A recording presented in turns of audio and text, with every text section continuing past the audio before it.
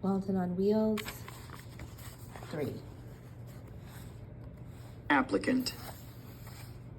August 2005 through May 2006. University of Buffalo. Debt, $32,000. I spent my last year of college trying to figure out what I was going to do with my life.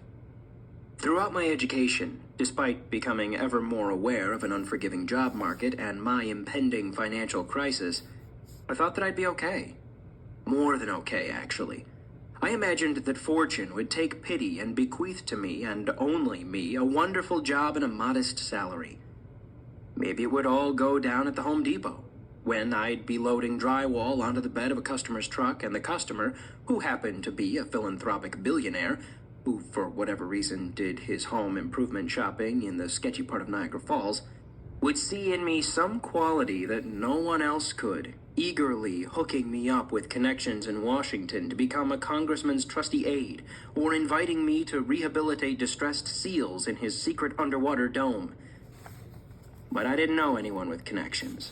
No philanthropic billionaires, no seedy uncles, no former employers.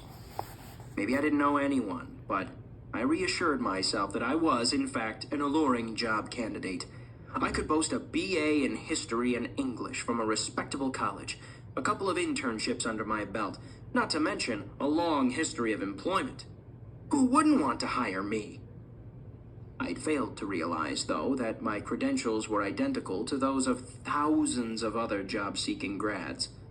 Not only that, but my resume indicated to prospective employers that I was capable of little more than low-skill, low-responsibility work that no one else wanted. Before I was a lodge cleaner in Coldfoot and a cart pusher at Home Depot, I'd been a paperboy, a supermarket cashier, a public skating rink guard, a fast food cook, and a landscaper. Between my liberal arts degree and my history of crappy jobs, I'd somehow made it through the first 22 years of my life without learning a useful skill. I could, however, write reasonably well. I was a film reviewer for UB's student-run newspaper and later its art editor. Because of my experience with newspapers, I figured the print industry might be a good place for me to find my ideal job. So I applied to 25 paid internships at $10 an hour at newspapers across the country with dreams of becoming the next Bob Woodward, picturing myself as some investigative journalist working in a sweltering newsroom, bringing down corrupt politicians and exposing the squalid working conditions of the city's immigrant community.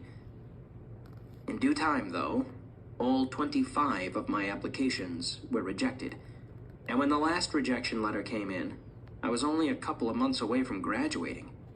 I had no other job prospects except for mending the rip in my orange apron and heading back to the Home Depot where, at best, I might someday be promoted to a department managerial position. Somehow, my brilliant friend Josh, my freshman roommate at Alfred, found himself in a similar situation. We'd kept in close contact over the years, sending emails to each other on an almost daily basis. 2. Ken Ilgunas, from Josh Pruin. Date, April 30, 2006. Subject, fucking job situation. At the moment, my job search is the inescapable kismet of my existence. I heard back from both my interviews.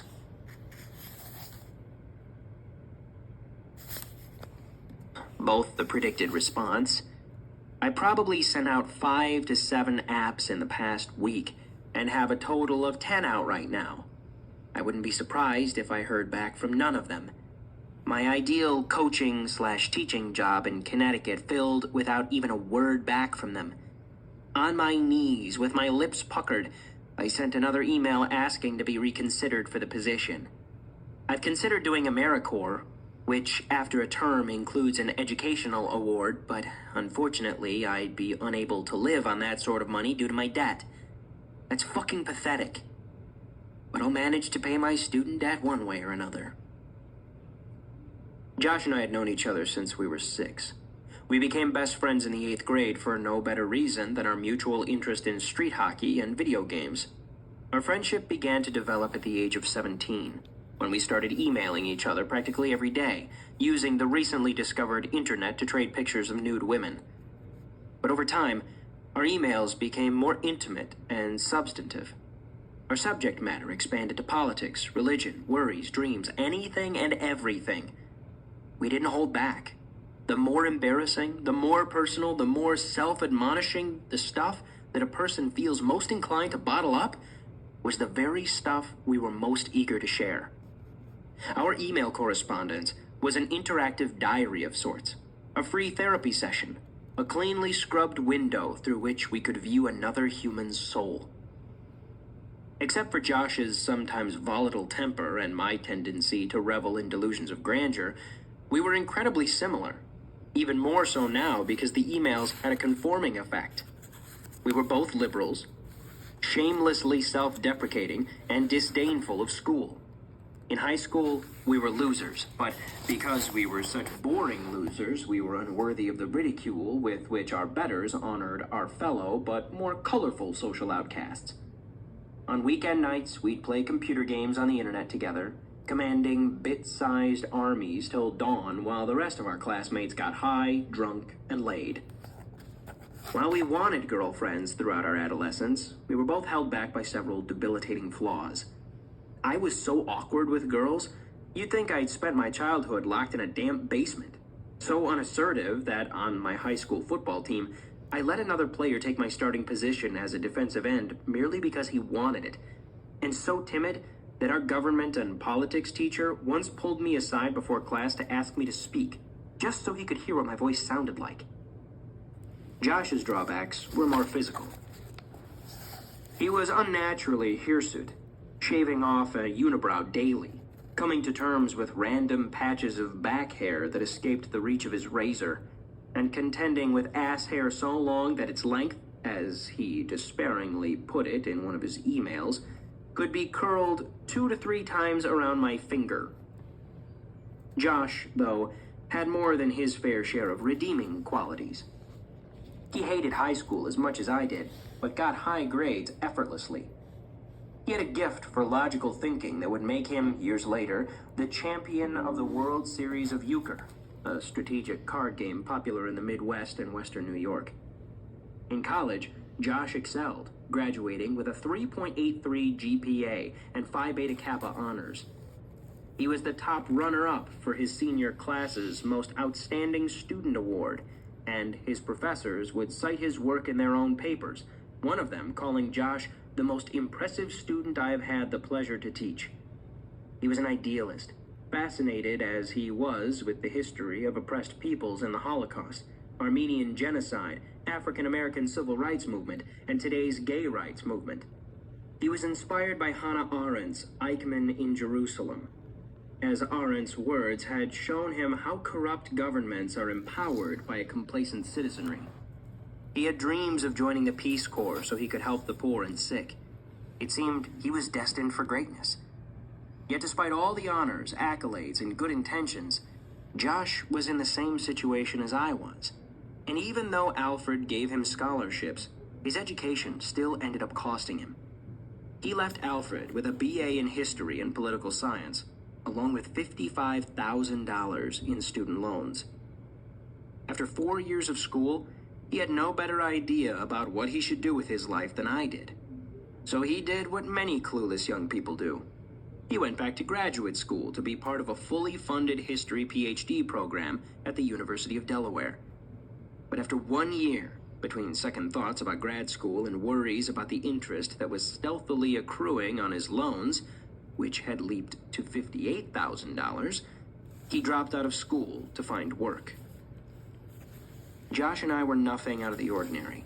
Like us, many students had spent their years in college thinking they'd get that well-paying, planet-saving job, even if they'd heard horror stories from recent underemployed grads. Those jobs, of course, no longer exist, if they ever did. By 2009, 17.4 million college graduates had jobs that didn't even require a degree. There are 365,000 cashiers and 318,000 waiters and waitresses in America who have bachelor's degrees, as do 1/5 of those working in the retail industry. More than 100,000 college graduates are janitors, and 18,000 push carts. There are 5,057 janitors in the United States who have doctorates and professional degrees. I'd heard of people who'd spent years, decades, their whole lives paying off their debts, working 8 hours a day, 5 days a week, 50 weeks a year, decades, lifetimes, epochs. Before Alaska, I'd figured that I too was destined to be one of them. As I approached midlife, I'd begin to crave a red sports car or an affair to compensate for the youthful longings that I'd put on hold in my 20s.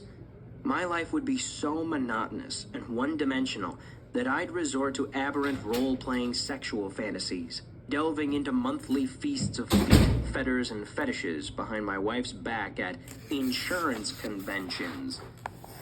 While hunched over reports, memos, and files, or in attendance of a grueling series of training sessions on diversity, sexual harassment, and office injury prevention, I'd remind myself that it will all be worth it when the mortgage is paid off and I can cash in and retire, finally taking to the life of the road, except now with an RV the size of an aircraft hangar and a prostate the size of a peach.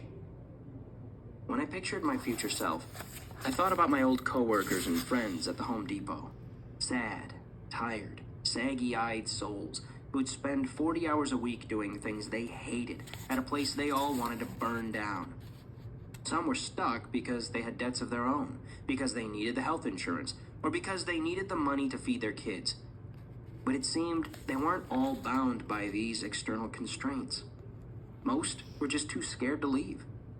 They tolerated the daily drudgery of work because dealing with daily drudgery was easier than quitting and doing something truly scary, sailing into unknown waters in pursuit of a dream. I was different from them, I thought. Maybe I wasn't a year ago, but something in me had changed last summer in Alaska. I remembered my drive with Paul across Canada and how we felt like we could live our whole lives that way. The wandering life wasn't a ladder leading up an office hierarchy. It was a web of intersections that presented its wayfarers with U-turns, entrance ramps, and highway exits, chances to change the direction of their lives whenever they so pleased. I thought I was made to live such a life, a free life, hopping trains, hitching rides, climbing mountains, traveling, wandering. I'd always felt uncomfortable when someone asked me what I wanted to be, but now I knew exactly what I wanted. I wanted the sensations I felt atop Blue Cloud and in the Brooks and on that drive to Alaska. I wanted to be a tramp. I'd toil in career world as long as I had to, but the minute my debt was paid off, I'd be gone. I'd tunnel my way under the businesses and institutions and corporations of the real world and come out on the other side with my body unshackled and my soul unspoiled. My goal was simple and straightforward. Get the fuck out of debt as fast as humanly possible. With graduation approaching and having no better idea about what to do for a job, I gave Coldfoot Camp a phone call.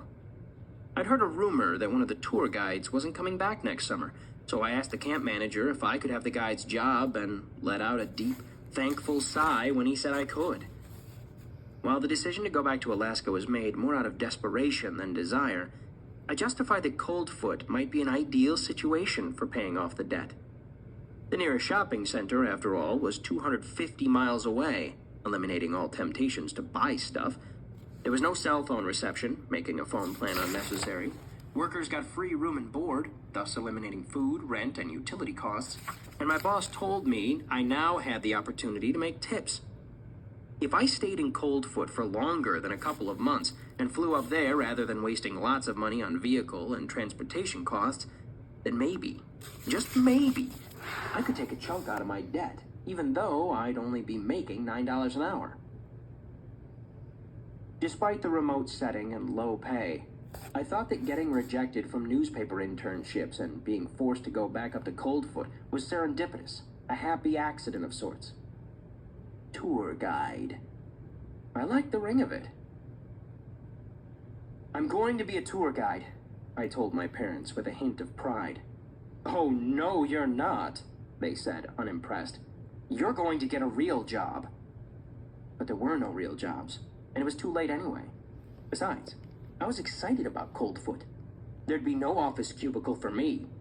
I'd be giving tourists van tours along the Dalton Highway and rafting trips down the Koyukuk River.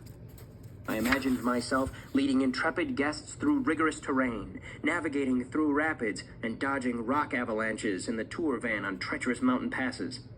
The remote setting, the adventurous nature of the job, and the small business that I'd worked for, I hoped, would allow me to enjoy some semblance of freedom, despite being hamstrung by debt. Or that was the plan, at least. I graduated on a May afternoon. When the director of ceremonies ended her speech, I had no desire to triumphantly fling my graduation cap into the air as a gesture of my newfound freedom. There was nothing liberating about leaving college.